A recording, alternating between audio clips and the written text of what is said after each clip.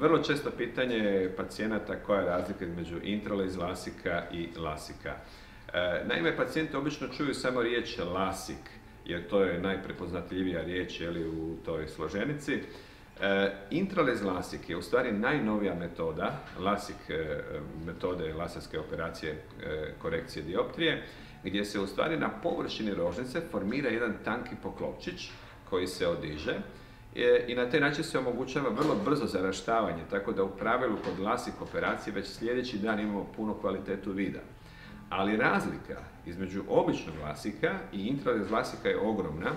jer kod običnog lasika mi u stvari taj poklopčić formiramo sa jednim malim nožićem, takozvanim mikrokeratomom, znači radi se jedno mehaničko izrezivanje rožnice,